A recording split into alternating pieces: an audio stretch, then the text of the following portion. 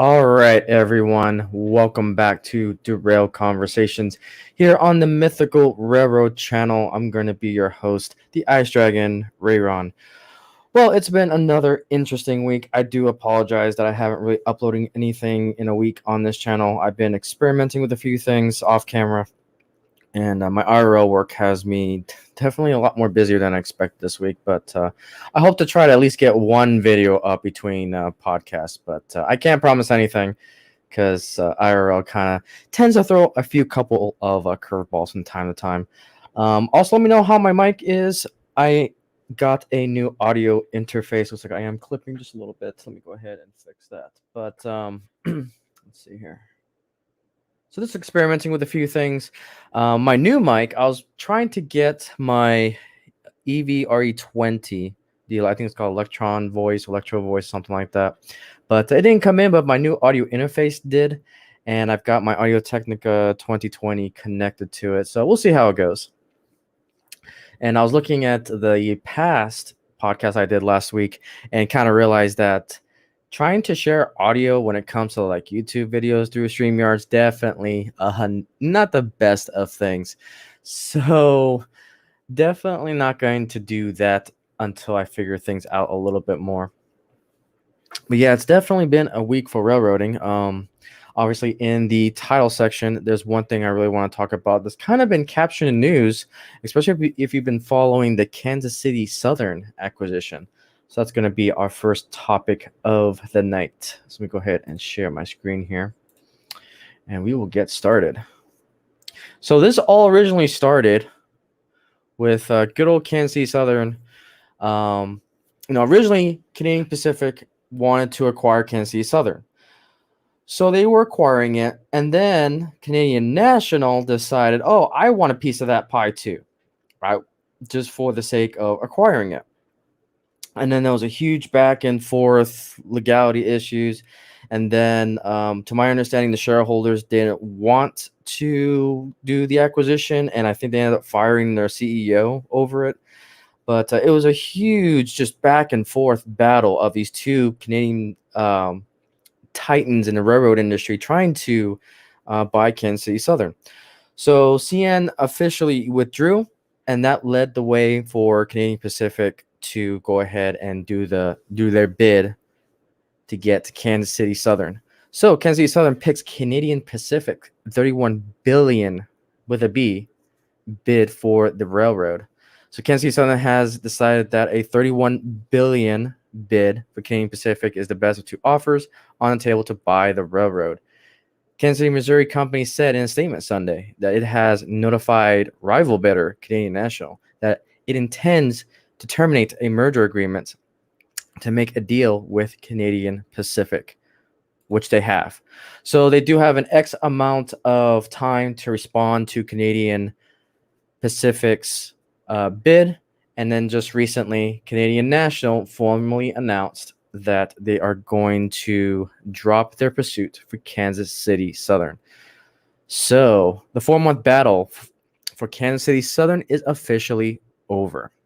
Kansas City Southern and Canadian National ripped their $33.6 billion merger agreement today, 15 days after the Surface Transportation Board denied CN's request to place KSCs into an independent voting trust. Okay, so that's what happened. So they were going to pursue with the merger. However, the Surface Transportation Board, which we'll get to in a minute, declined the request for the voting trust. Canadian Pacific and KSC, with voting trust approval already in hand, have signed a merger agreement and will seek the STB review of their $31 billion deal. That's nuts. I mean, that's billion with a B. Very interesting on what's going on here. To create the first railroad linking Canada, the U.S., and Mexico. Now, I originally thought that this was a concern when it came to the STB approving this for like monopoly sake, but doing some more digging, looks like they're actually going to approve it. So this is one heck of a merger when it comes to Canadian Southern and Canadian Pacific, because now that basically opens up the door for Mexico and Canada, excuse me. So, whoops. Yes, that's Canadian Pacific's website. Our path to the historic agreement only reinforces our conviction in this once-in-a-lifetime partnership, said CPCO Keith Creel said in a statement. We are excited to get to work bringing these two railroads together. By combining, we will unlock the full potential of our networks and our people while providing industry-best service for our customers. This perfect end-to-end combination creates the first U.S., Mexico, Canada rail network with new single-line offerings, and they'll deliver dramatically expanded market reach of Canadian Pacific and KSC Southern customers, provide new competition transport options, and support North America economic growth. So this will be really interesting to see how the other railroads respond to this merger, because now we have a single entity that has a single rail network for the entire North America, which I would think that would be a monopoly, but we're just going to have to see. I mean, I know it's competition through trucking and shipping, so that line still has some technical competition, but it's going to be interesting to see what happens in the future with that.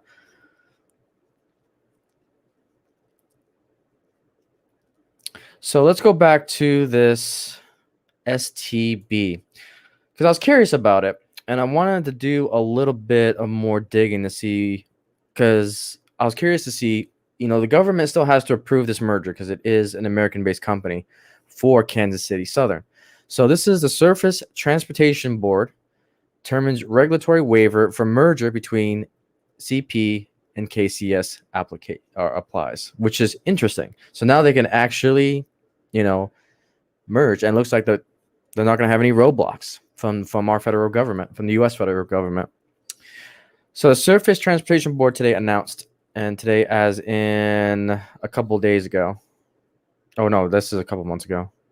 But anyway, Surface Transportation Board today announced a decision finding that the waiver under that regulation applies to the potential transaction between Canadian Pacific Railway and Kansas City Southern Railway.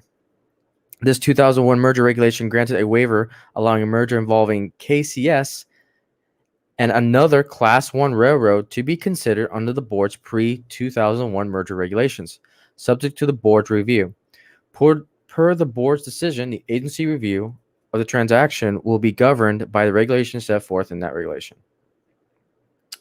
So yeah, it looks like we're going to have another merger in the railroading industry. It looks like we've got most of the green lights. Looks like our federal government will green light this approval, and we'll see a merger of CP and KCS, which is going to be really interesting to see. A foreign company being in the heartland of the U.S. and in Mexico. That's really going to be interesting to see how that's going to go.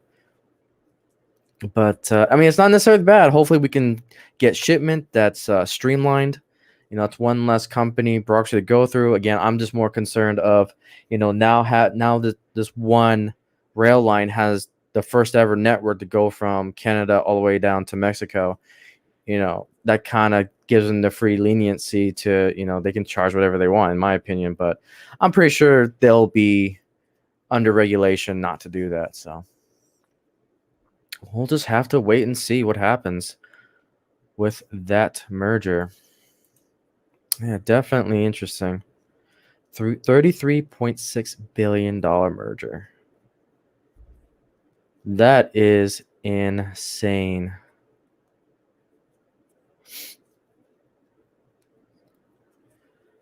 But yeah, for more than 2 decades, the railroad industry has been stable, with 2 railroads in the western United States, BNSF and the UP, 2 in the eastern United States, CSX and Norfolk Southern, Kansas City Southern in the Midwest, and the 2 Canadian railroads that serve part of the United States. Regulators have said that any merger involving 2 large railroads generally needs to enhance competition and serve the public's interest to get approved.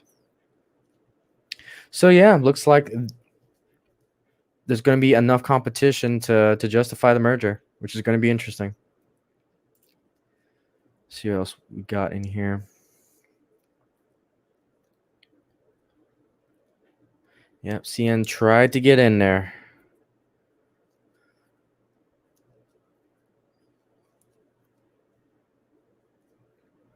Oh, yeah. So now we can see the network. Look at this. So it's like they've got. So you can see there's Kansas City Southern. Goes into Mexico City. Well, considering this one line may not be enough to. I don't know. Maybe it's not enough to be considered a monopoly. But that's pretty cool that we're getting a first like transcontinental railroad essentially of a line that goes from the north to the south instead of going from, the east to west of the United States. So it's really interesting to see where this is going to go. It's definitely something I want to monitor as the time goes forward.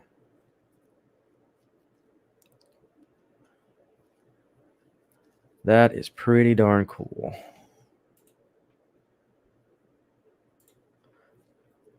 Cool. Alrighty. So that is the Kansas City Southern and Central or Canadian Pacific news. Because I know that's been kind of a hot topic. So I was like, let me do a few research to see if it's worthwhile. And yeah, it definitely is.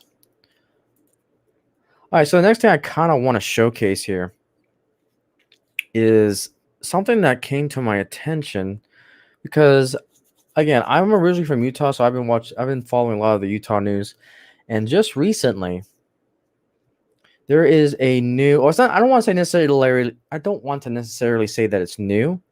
It is a new route from this company. So I wanted to show you guys this. So this is the Mountaineer, which is a modern scenic day train on modern track. And they've got a whole bunch of routes that I didn't even realize they had. So they've got this one that goes from Vancouver to Lake Louise. Let me take a look at this route here. See if they give us a map.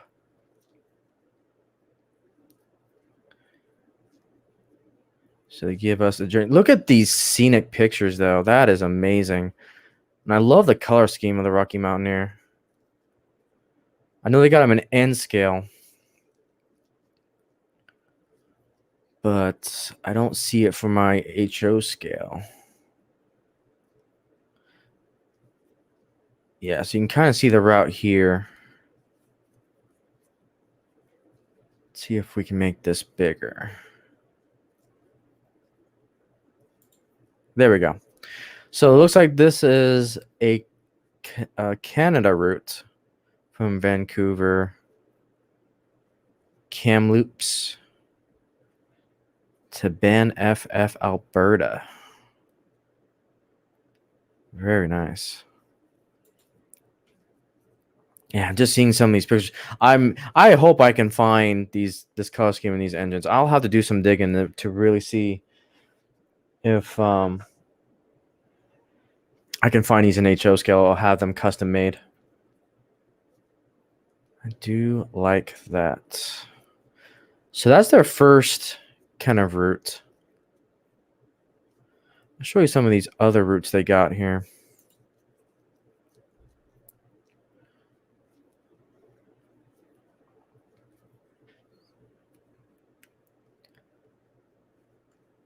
All right, come on. Let's cooperate with me here.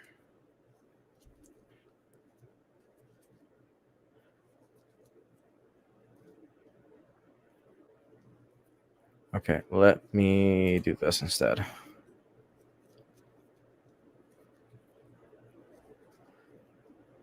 Okay, let's do rail routes. Let's see if this will...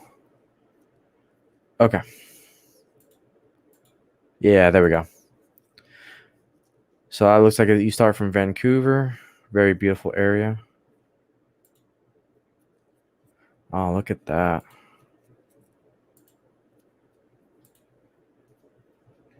Okay, so the other one looks like Vancouver to Jasper. So it looks like they're a Vancouver-based company, looks like. I have to do some more digging to see where they're originally from.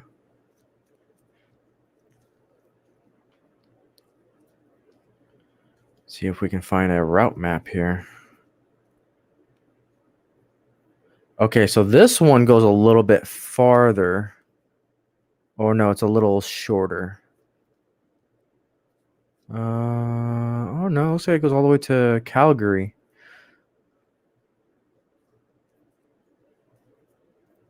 Canadian Rocky Circle.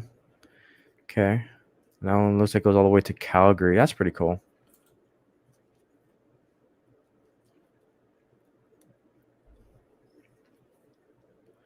So this one's to Jasper. And then this one. So this is the one that caught my attention. I think this is their newest line. Looks like it's their first US line. And this one's the one that caught my attention because this one goes from Moab, Utah to Denver, Colorado. And what's funny about this was that they've got the coaches, but it's being pulled by, looks like they bought some UP engines.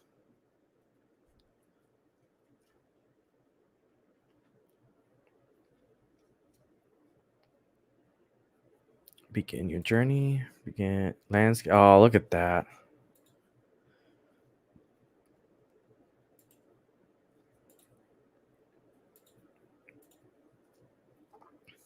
Yeah, and in downtown Denver.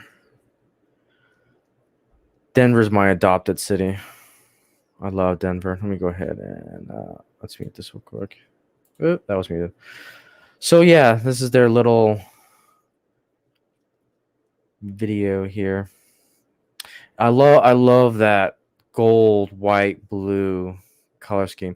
Now, definitely, this is not like your typical Amtrak. This is a luxury train. Oops. Oh, I see. When you pause it, that's weird. Weird interface. And then that's the arches in Moab, Utah. So it's the southern part of it with the red rocks. The Rocky Mountains.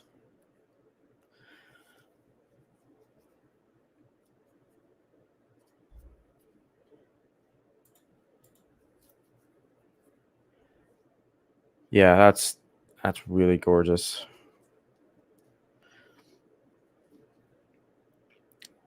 The Arches National Park. Cool. So yeah, that's their latest offerings.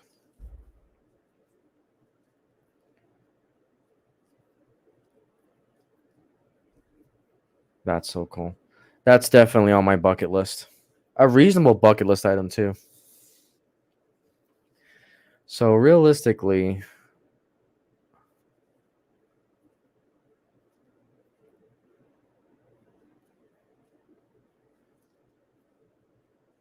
so it looks like you'll have to take a bus. I'm really curious about this.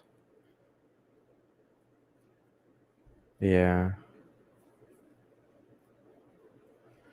See, I don't understand why they wouldn't go from Salt Lake to Denver. Or like have a line from Salt Lake to Moab to Denver. I think that would be so cool. But we need more stuff like this. We need more sub companies to do short distance travel, because I mean Amtrak's great and all, but you know, in my opinion, Amtrak's a monopoly because it's the only rail service that's out there. Well, I mean, I can't say it's a monopoly because you got, you know, private mode transportation, you can travel by airlines, but I wish there was more options to travel by rail. And I think Amtrak is just, it's trying to cover too much area for what it's trying to do. And so their convenience when it comes to traveling is not that great. So that's why I wish we would have more of these startup companies that would go from like city to city, like from Salt Lake to Las Vegas, or, you know, Salt Lake City to Denver. And that's really the short regional train transportation, instead of trying to do entire national grid that, you know, when you try to do something that big, you're going to have shorter and shorter opportunities to try to catch a train.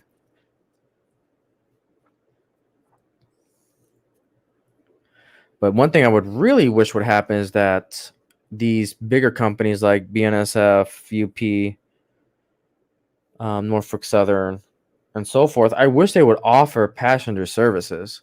I understand that it probably isn't profitable, but it would be nice to see that again and to see passenger travel via rail be higher priority than the shipping crates. But again, money talks, so it's definitely worth more money to ship goods than ship actually people.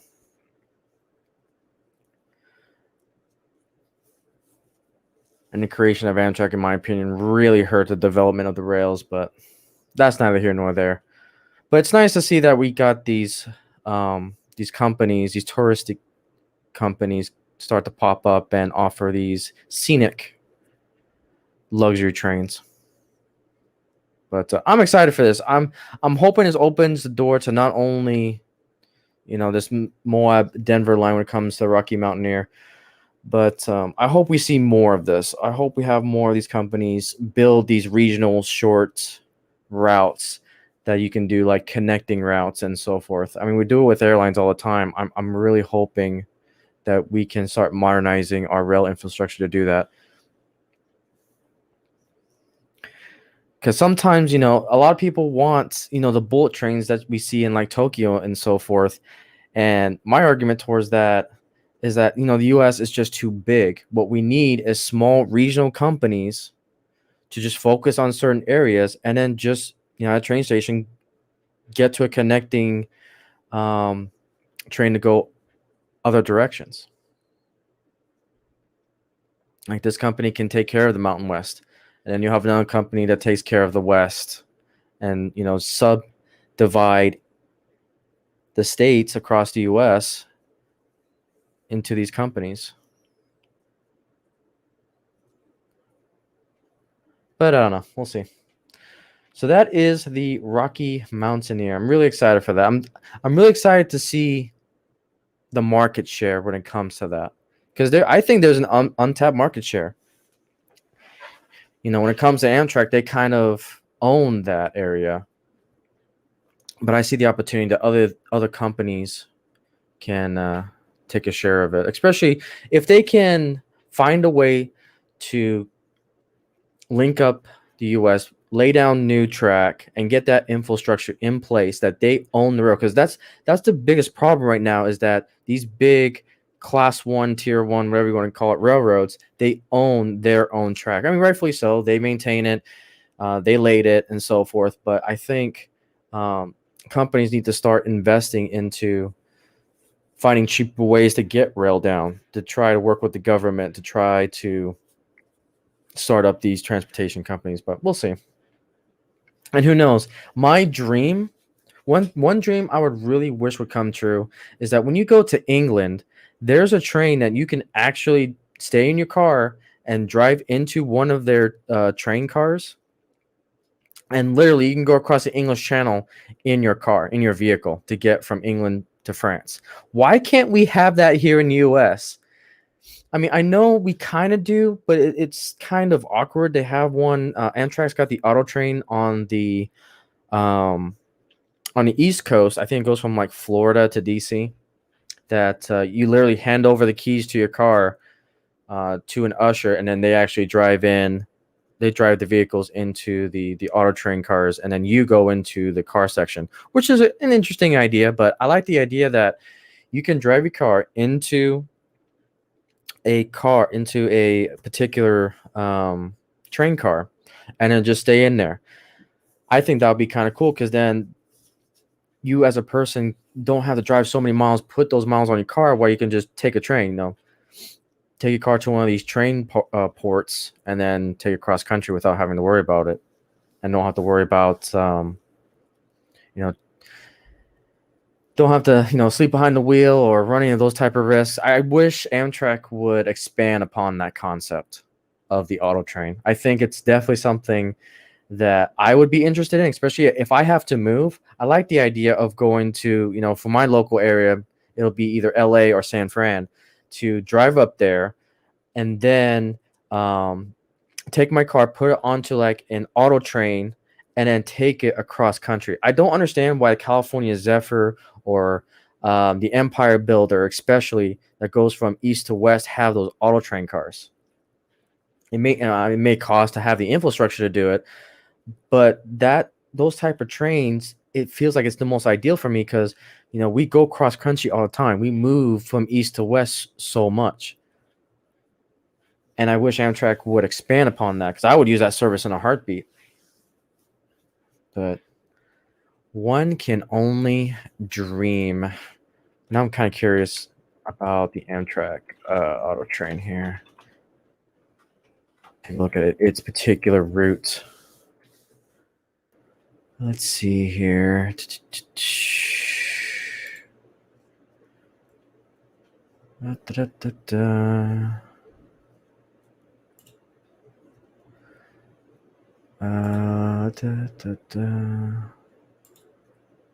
Get you guys a big picture here.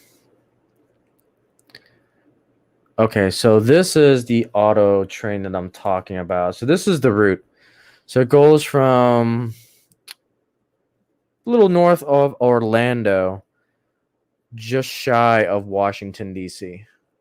And that's it. That's our only equivalent to, the London to France kind of auto train equivalent. And I wish Amtrak would offer more of these services. And I wish they would do it regional. Because any miles that the train can take off my miles from my car would be wonderful. And I feel like it's an untapped market. I wish they would do more with this. But again, only one can dream. I know there's a safety and security when it comes to that because, they got to do something with the cars because I can only imagine, you have a teenager or, insert random person here will mistakenly press the gas pedal inside of a train car and cause issues, especially if it's moving. So I can understand that. But I would imagine, the train car can be equipped with boot mechanisms to keep the car in place. So that way, I just feel like there's an untapped potential market there. And I think Elon Musk is not really going the rail aspect. He's more going towards the underground tunnel type of concept. And I love that concept because, again, it's the idea of a platform being moved and I don't have to put miles on my car. Now, I know the temporary ones right now is an underground tunnel. I think they got one in Las Vegas that they're experimenting with, and you can just drive a Tesla through it. But I like the idea of some sort of mode of transportation that's helping me not increase the miles in my car. And I wish there was more options available to do that. But definitely an interesting thought. Okay, so the next thing I want to talk about. We've got train shows to talk about. So I am here on the West Coast here in California. Unfortunately, due to the current political climate, as I feared, one of my train shows did get canceled. So I was going to go to Clovis in Fresno, California. And unfortunately, because of their mandates, they have canceled. So I'm crossing fingers. The one that I got coming up this weekend, and the one I'm going to be a part of, is the Central Coast Railroad Festival here in California. So this is a multi-day, multi-place event here on the Central Coast. So if you live on the Central Coast of California, there are multiple events that you can go to. And then here's kind of the map of the area to kind of give you an idea. And this is all, you can find this all at, I believe, ccrrf.org, if I remember correctly. No, .com, ccrrf.com. So I'll be doing the Oceana Depot here. That'll be the one that I will be participating at. And then I'll have plenty of videos for you guys too. Our club is going to be having hopefully a double main for the first time, which I am excited for because then I could run my big boys, my gas turbines. I am excited for this show. So I am excited. So it's going to be 1st through the 3rd, we are going to be setting up. Well, we're going to be setting up this weekend, and then we're going to be doing private runs through all of next week. So I'll have a ton of video to show you guys on that next week, which I'm excited for. And then the actual show, which would be from the 1st to the 3rd.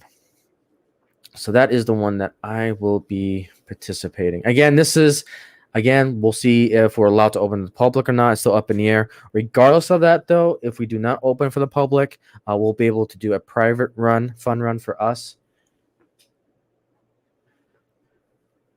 And I'll be able to shoot some video for you guys, which I am excited for. Definitely excited for. Okay, and then the other one I want to mention that I'm going to be trying to go to will be later at the end of this month. And that'll be the Desert Empire Fair. So there's going to be there's going to be 2 clubs that are going to be doing a Freemo setup. And they were the same group that did the Tehachapi, the one that I went to almost a month ago now. But I'm going to be trying to make it this one as well. This one's a little bit farther away. I think this is 4 hours. So this is going to be the max drive that I can do to get to a train show. But I'm excited to go to this fairgrounds. Definitely excited. So those are the local train shows that I've got that I'm going to be trying to go to. But yeah. All right, and then the last thing I want to talk about is Rapido. This is the first time I've been mentioning Rapido. I have one of their engines on the DC side, and I like it. It's definitely lightweight, but just recently, Rapido announced their FA1 Alco engines, and this caught my attention because I actually have a couple Alco engines, and the name escapes me of the brand, but obviously for DC, and they've got a whole bunch of color schemes. So they've got the Canadian National yellow scheme, they've got the Canadian Pacific block scheme, they've got their Erie, the Great Northern, Lehigh and New England, New Haven, the McGinnis scheme of the New Haven, PRR, Reading, and of course the one I'm biased towards, good old UP. So it's like the cost is going to be $700, but it looks like you get a and B engine type. You can go DC with silence, and that's going to be $49 or $430 US, $490 Canadian, and then it goes up to $70 and then $650. So yeah, that is the Alcos that they have announced from Rapido. So yeah, I'm definitely interested to see where that's at. So, but yeah, I think that is everything that I have to talk about for today.